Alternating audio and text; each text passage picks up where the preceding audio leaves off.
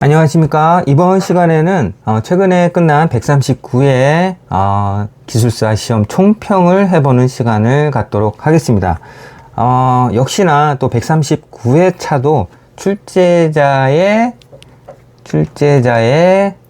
성향이 그대로 또 보여지는 회차인 것 같습니다. 그래서 전 회차까지는 터널 문제가 강세였잖아요. 그 대신에 터널 문제가 좀 줄어들고 그 다음에 제가 말씀드리려고 하는 지하안전 문제가 초강세였다. 저는 이렇게 총평을 내리고 싶습니다. 그래서 이제 지하안전 관련 문제가 무엇이냐, 흙막이 관련, 그 다음에 뭐 싱크홀, 뭐 해석, 뭐 요런 것들입니다. 그래서 1교시에서 봤을 때 1교시 4번 GPR도 집안에 공동이 있느냐 없느냐, 어떻게 보면 몇 번이랑 관련이 있나요? 저기 2번, 그렇죠. 2교시 1번, 집안 함몰과 이렇게 짝이 되는 이러한 문제라고 볼 수가 있겠습니다. 2교시 1번은 싱크홀, 집안 함몰. 그 다음에 1교시 10번, 흙막이 탄소성 해석법. 뭐, 그렇게 어려운 문제는 당연히 아니고. 그 다음에 13번, 토류벽체 작용 토합. 이렇게 뭐 둥구스름하게 나왔어요. 1교시인데도 불구하고, 볼까요? 1교시인데도 불구하고 관련 문제가 많이 나왔다 이거죠. 자, 10번 보면 흙막이 가시설 구조물 해석 방법 중 탄소성법 이렇게 되어 있고, 13번 문제 보면은 토류벽에 작용하는 겉보기 토합 뭐 이렇게 되어 있습니다. 경험 토합. 이 13번 문제도 다시 되돌아가 보면 몇 번 문제랑 관련이 있나요?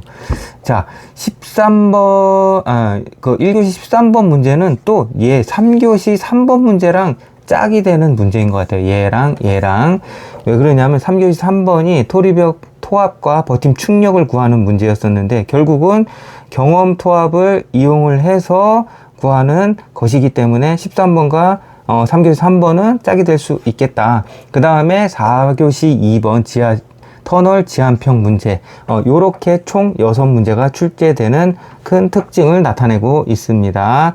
그 다음에 이제 또 다른 특징으로 얕은 기초가 여러분들 잘 알겠지만 그렇게 이제 출제 빈도가 높은 챕터가 아니에요. 그냥 뭐 한 문제 정도 나올까 요 정도인데, 이번 회차에는 무려 이제 3문제가 출제가 되었습니다. 그래서 1교시부터 나오기 했는데, 1교시에도 12번 문제, 이게 뭐지? 이렇게 생각을 하셨을 수 있어요. 우리가 왜냐면 메이어호프, 벨, 테르자기 이런 것들은 우리가 실무상에서도 접할 수 있고 뭐 엑셀 시트 상에서도 다 들어가는데, 프렌틀 이거는 뭐 어떤 이론식이지? 이렇게 의아해 할 수가 있습니다.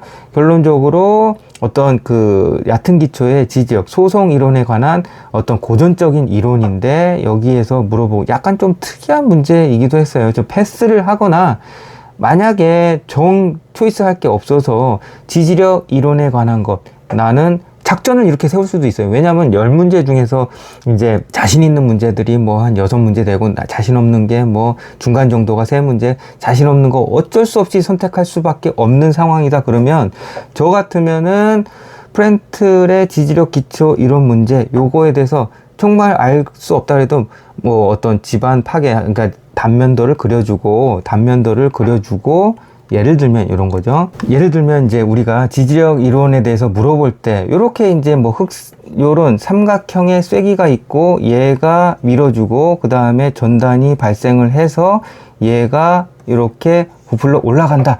요런 식이 테르자기 이론도 마찬가지. 그 다음에 뭐예요? 메이어호프도 마찬가지. 모양이 비슷한데 뭐가 달라요? 이런 가정 조건 자체가 조금씩 다르기 때문에 여러분들이 답안지를 작성을 할 때 얘는 조금 쓰고 메이어호프, 테르자기 뭐 여백에다 쓴다. 그래서 절대 잘못된 게 아니죠, 그 답안이. 그래서 부분 점수를 충분히 받을 수 있으니까 여러분들이 이런 문제 나왔을 때 나는 작전을 이런 식으로 짜겠다. 답안 구성을 얘는 잘 모르지만 다른 것으로 좀 채우겠다. 이런 것들도 좋은 방법이라고 생각이 됩니다.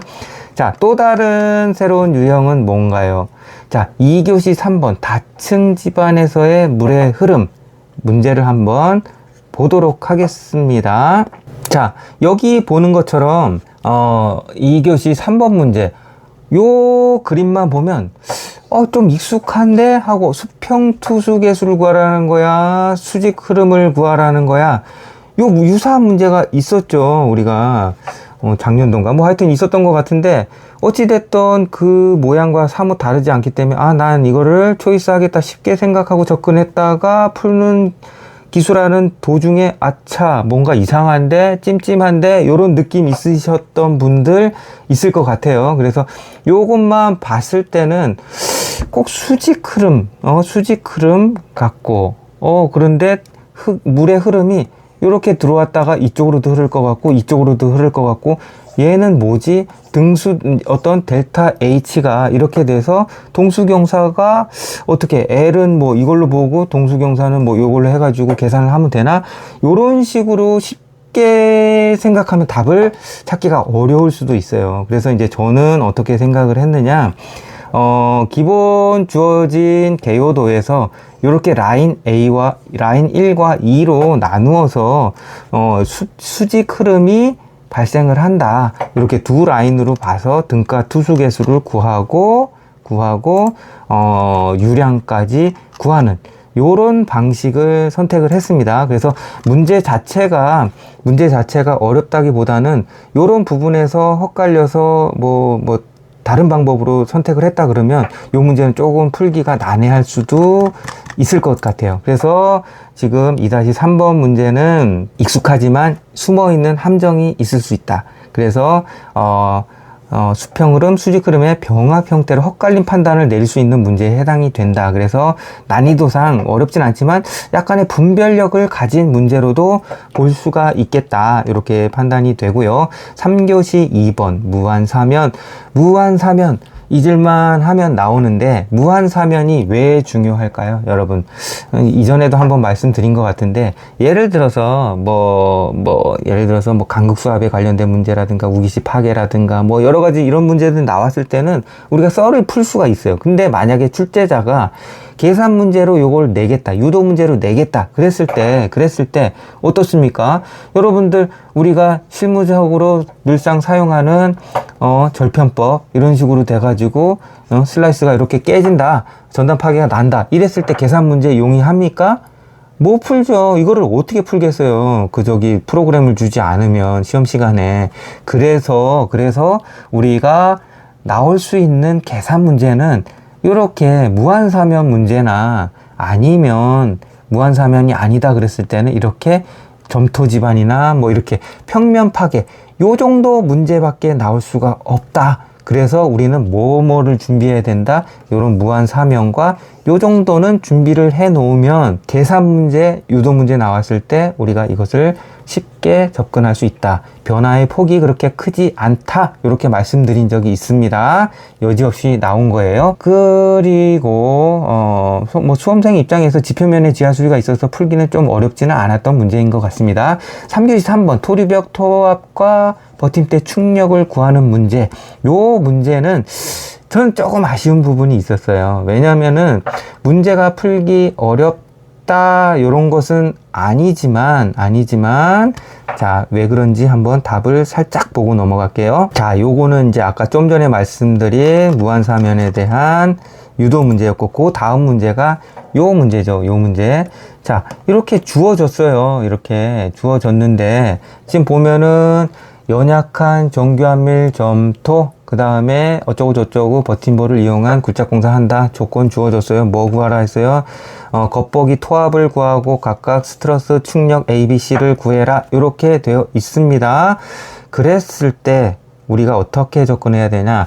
자, 요번 회차에 탄소성 해석을 물어보는 문제가 있었지만 지금 우리가 계산 문제를 풀려고 하는데 탄소성 접근할 수 있어요? 절대 못하죠. 탄소성 안 돼요. 탄소성 요 방법은 메소드는 나가리.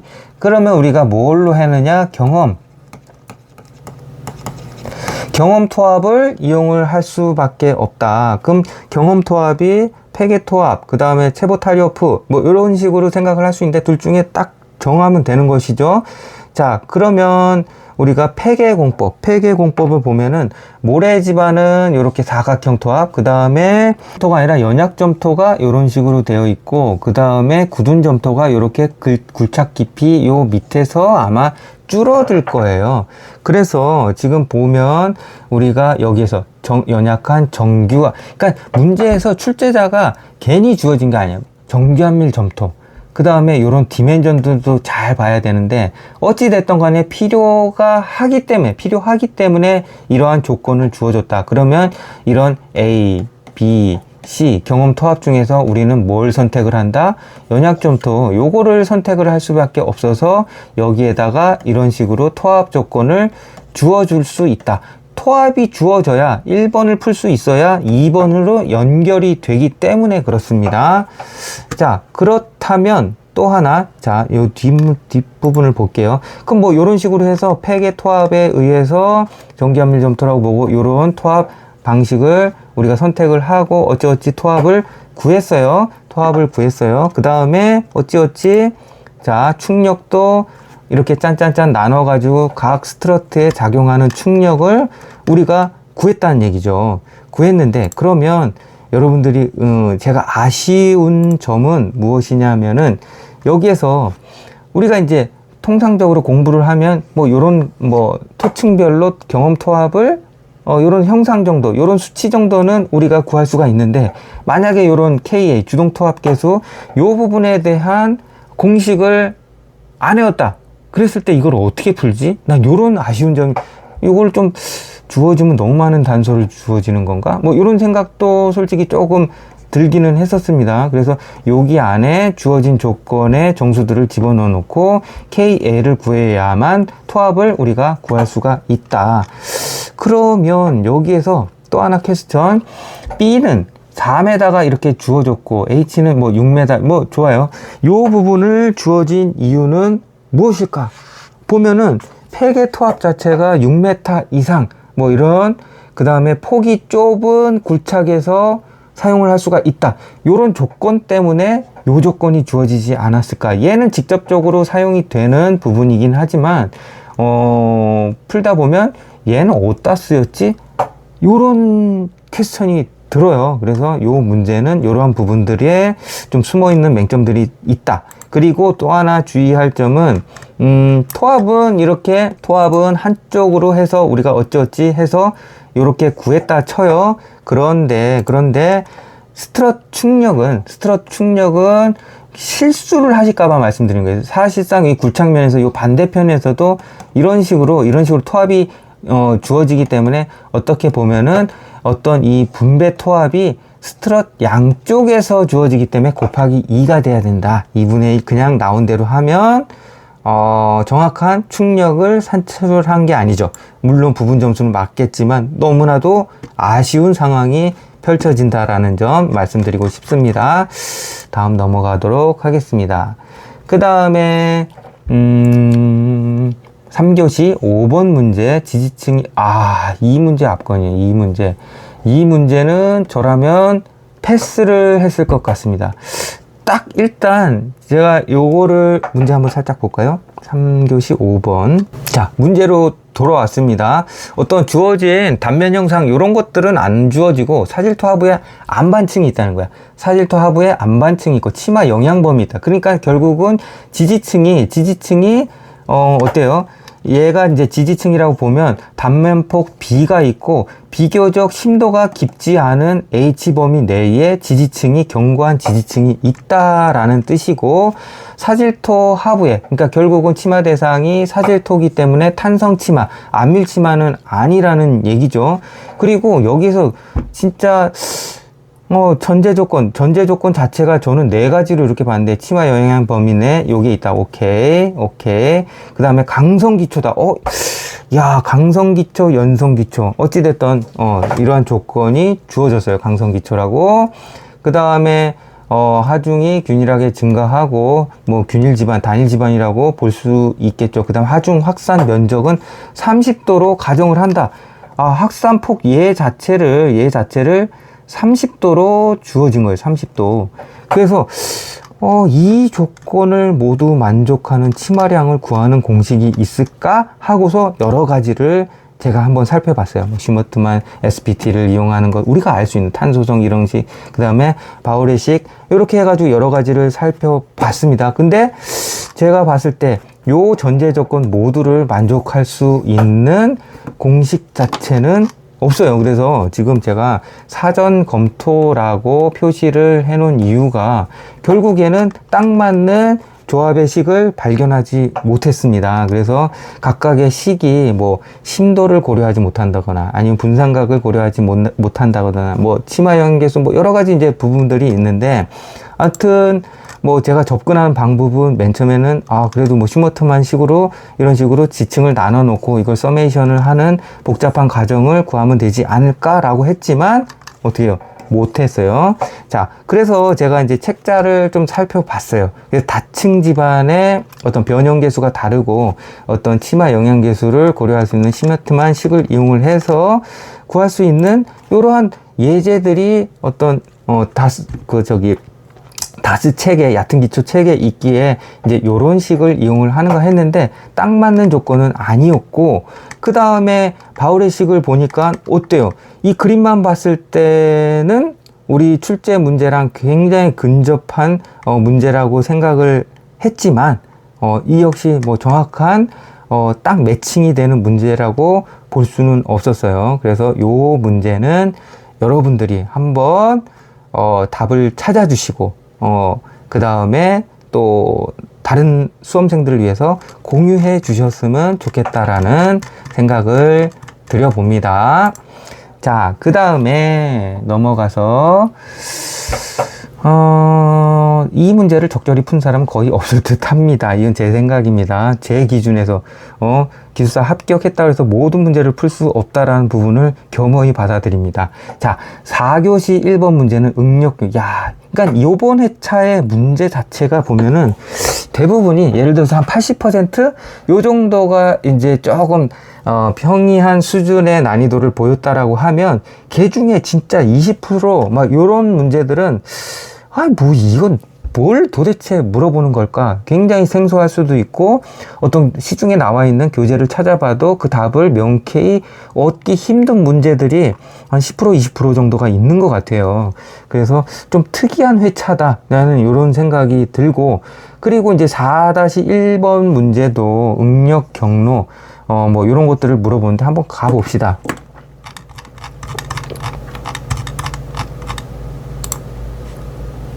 자, 요런 문제예요. 그럼 4-1번 과밀. 항상 출제자가 이걸 왜 주어졌을까? 쓸데없는 말들은 없을 텐데 요런 생각을 저는 해요. 그래서 과밀 점토 집안, 얘는 뭘 얘기하는 건가? 연약한 집안에 앵커, 가시설 이런 걸 할 수가 없어서 그런가? 근데 꼭 그렇게 얘기를 할 수는 없을 것 같고, 뭐 히빙이 발생하니까 이거 구착을 못하니까 뭐 어쩌고 뭐 그렇게 해서 요거를 주어졌나? 요런 생각도 할 수가 있지만, 어찌됐든 뭐 앵커가 10개월 정도면은 연약한 집안에는 뭐 할 수는 없을 것 같아요. 왜냐하면 잭킹 포스로 엄청 땡겨버리니까 그게 풀아웃 될 거 아니에요. 그래서 뭐 그런 측면인가 뭐 여러 가지 생각을 했지만, 직접적인 인과관계는 제가 뭐 가정은 할 수 있지만 찾지는 못했습니다. 어찌됐든 여기에서 보면은 굴착에서 앵커가 박혀 있고, 얘가 이제 굴착되는 이제 굴착면, 굴착이 되는 부분이고, 그 다음에 앵커가 심겨져 있고, 에어리어가 1, 2, 3, 4 이렇게 지금 네 영역으로 되어 있습니다. 자, 각각의 특징은 좀 있는 것 같아요. 그러면 여기에서 뭐 얘 중에 하나로 그냥 통일해서 뭐 3번을 하든 이랬으면 되는데, 굳이 출제자는 왜 요거를 나눠 놨을까? 뭐 요런 생각도 들고, 그 다음에 요 1번도 까리까리해요. 내가 봤을 때. 왜냐면 얘가 여기에 있을 때는 여기 있을 때는 앵커가 이쪽으로 당겨지잖아요. 그러면 얘는 이 흑요소로 봤을 때, 요 흑요소로 봤을 때 이렇게 지금 이쪽으로 당겨진 측 2인 조건이 이제 되기 때문에 응력 조건이 형성이 되지만, 얘 1번이 뭐 디멘전 뭐 얼마인지 우리가 모르잖아요. 그러면 얘가 뭐 20m다 그러면 영향권 바뀌니까 얘는 뭐 아무런 영향이 없고 그냥 원래 원위치 상태다, 이렇게도 얘기할 수 있겠지만, 어찌됐든 출제자는 그 원위치 상태를 원하는 부분이 분명히 아니었을 거예요. 그래서 저는 일단 풀 때 요 앵커에서 가깝다는 조건 하에서 측인 조건으로 저는 봤습니다.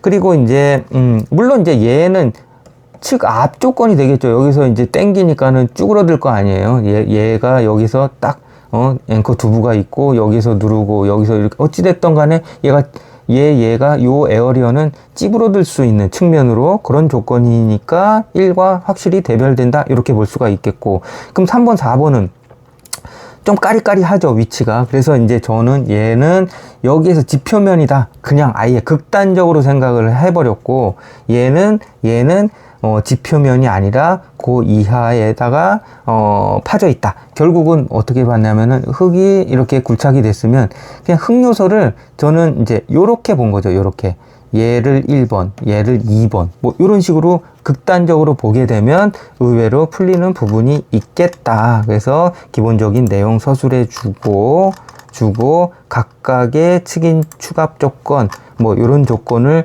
들어서 에어리어를 나눠주고 응력 경로를 도시해 주었습니다. 다만 요 3번 영역 같은 경우에 저는 이렇게 지표면에 응력이 완전히 해방되었다라고 보고 응력 경로를 도시해 주었어요. 그 다음에 뭐 어찌됐든 간에 여기에는 수험생들이 조금 나름 결정해야 되는 부분들이 있기 때문에 그러한 부분들은 그냥 자신 있게 나는 이렇게 생각한다 라고 하고 못 먹어도 그냥 가면 됩니다. 뭐 시험 시간에 누구랑 상의해보고 이게 맞네 틀리네 상의할 시간 절대 없다. 본인이 판단하고 주관대로 밀고 나가면 된다. 이렇게 판단을 내리고 싶습니다. 다시 올라와서 4-2번 문제. 저는 이런 문제가 너무 싫어요. 너무 싫어. 한번 이해하고 말면 될 것을 여기서 이제 그러니까 여러분들 결국에는 여러분들이 기술사를 언젠간 땁니다. 포기하지 않으면 무조건 따게 돼 있어요. 그래서 따는데 지금 이런 훈련을 좀 해보시는 것도 좋긴 해요. 왜냐면 궁극적으로 기술사를 취득하게 되면 내가 더 많이 안에 기술적 이러한 부분보다도 실무적으로 가장 중요한 부분이 사실은 이런 부분이에요. 법에 관련된 지금 뭐 산업안전보건법, 중대처벌법 뭐 여러 가지 법들이 우리 뭐 건설기술진흥법 우린 법에 쌓여 있단 말이에요. 결론적으로 뭐 다른 분야도 마찬가지로 AI 뭐 로봇 프로그래밍 뭐 해가지고 여차저차 다 풀 수 있다고 쳐. 그러면 결국에 우리 기술자들이 끝까지 80세, 90세까지 살아남고 일을 할 수밖에 없는 것은 결국은 책임 문제가 있는데 그 책임 문제는 어떤 문제냐? 법과 관련된 문제이기 때문에 그렇습니다. 자, 4-2번 문제는 진짜 뭐라 그럴까? 뭐 여기서 보면은 뭐 어떤 거요? 네, 제가 요거를 안 썼나? 잠깐만요. 여기서 봅시다. 자, 도심지 터널 건설 문제로 어쩌고저쩌고 해가지고 KDS 나왔죠. 그 다음에 표준 매뉴얼 나왔죠. 그 다음에 지침, 뭐, 요런 것들이 쭉 있단 말이에요. 그래서 우리가 요 지침대로, 법대로, 기술자들이 진행을 해야 나중에 문제가 없다라는 것. 근데 이제 여기에서 이제 법과 매뉴얼을 묻고 있기 때문에, 지하수 관리 항목이 무엇이 있느냐, 이제 뭐 요런 것들을 계속 물어보고 있는데 결국은 이렇게 되면 이해 과목이라기보다는 암기 과목으로 치달을 수 있다라는 것이죠. 그런 요인이 됩니다. 지금 카피를 해놓은 것 같은데 보이지가 않네요. 일단 넘어가도록 하겠습니다. 자, 그래서 넘어오면 지침상, 매뉴얼상, 설계 기준상, 요구사항과 현업에서 시사점 등을 물어보고 있습니다. 결국은 이제 나중에 이제 여러분들이 지금 이제 합격선에 이미 이른 사람도 있고 없는 사람도 있는데, 이미 이른 사람들 같은 경우에는 이런 것들, 예를 들어서 뭐 어떤 그 시사점이라든가 뭐 개선사항 이런 것들을 물어보면 그런 분들은 너무 좋아요. 알고 있는 지식이 많기 때문에 거기에서 쓸 얘기들이 너무나도 많아요. 그래서 좀 전에 그 문제는 매뉴얼에 대해서 어느 정도 한 페이지나 이렇게 써주고 나머지 자기가 느낀 점들, 그러니까 예를 들어서 제가 느낀 점들은 뭐냐면은 예를 들어서 우리가 이렇게 굴착을 해놓고 CPG 해석 하잖아요. 침투류 이제 뭐 지하수위가 이렇게 있고 뭐 이렇게 비가 와가지고 강우 침투도 해가지고 뭐 원래 여기에 있었는데 뭐 이렇게 상승을 한다. 뭐 그 다음에 어쩌고 저쩌고 치마 영향 뭐 이런 것들을 검토를 하잖아요. 수치 해석을 통해서. 그런데 이제 광역 검토가 또 있다. 어떻게 보면 약간 중복이 되는 부분이 있지만 광역적으로 주변 인근의 치마를 고려하기, 환경 영향을 고려하기 위해서